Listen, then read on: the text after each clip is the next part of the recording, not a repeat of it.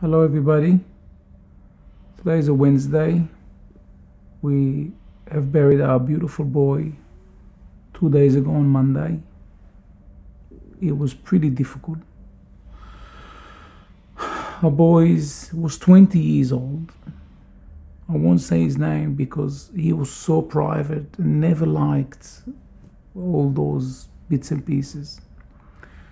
And he was my best friends and really inspiring, and we used to do a lot of stuff together.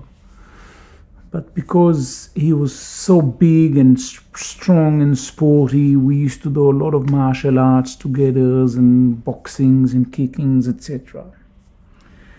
And he fought this terrible, terrible disease for 3 years, and he was so brave, and we all just couldn't imagine how the level of suffering that he used to do, and yet he was still used to keep going, and still, even a couple of hours still before he passed away, he still used to do searching and looking, and so for his funerals, I have put in 2 shirts.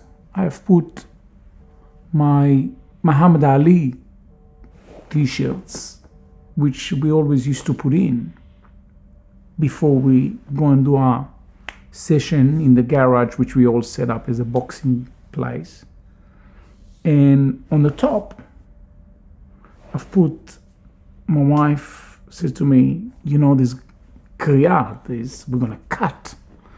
So you better put something verstunken up because we're going to chuck it afterward.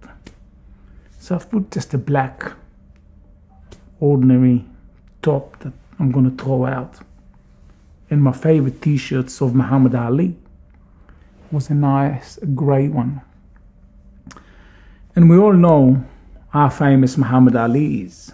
But Ali is so famous, not so much because his boxing abilities, because there was many other boxers who are pretty amazing and hold bigger records.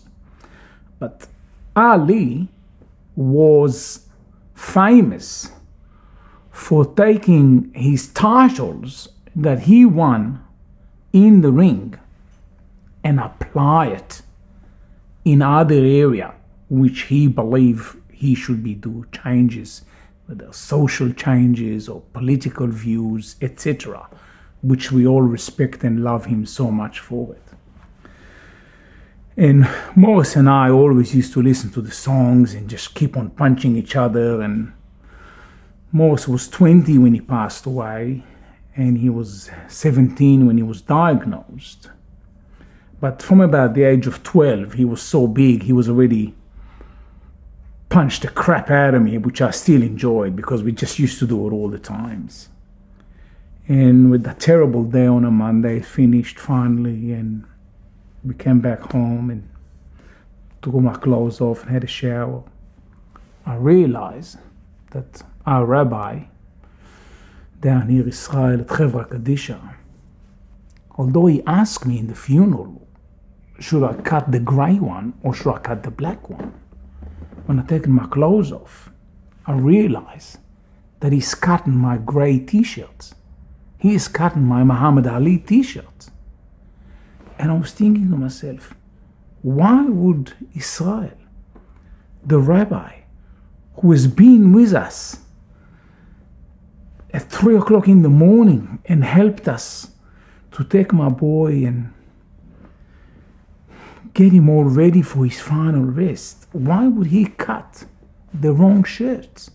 I mean, he did ask me, and I said, cut the black one. And I was thinking on it all night and thinking. And then I've realized that Morris, my son, also wants me to take his great fighting ability that he is demonstrate to us all those years. And just like Ali did, apply it elsewhere. So I have then picked up the phone and I rang my mum, which I was not talking to her for long years. And I've decided that what our boy wants us to do is he wants us to make peace with everyone. And I phoned Mum and I said, Mum, please forgive me. And people were saying, no, it's her fault, it's his fault. And I said, no. Our boy doesn't want us to do any of that anymore. He now just wants us to have peace with everyone. So I phoned her and we had a good cry. She said, don't be silly. We're all good. And then I phoned my older brother, which also I had hoo-ha and wasn't talking to him for more than a year and a half. And again, we all say, yes, we love each other. It's all good.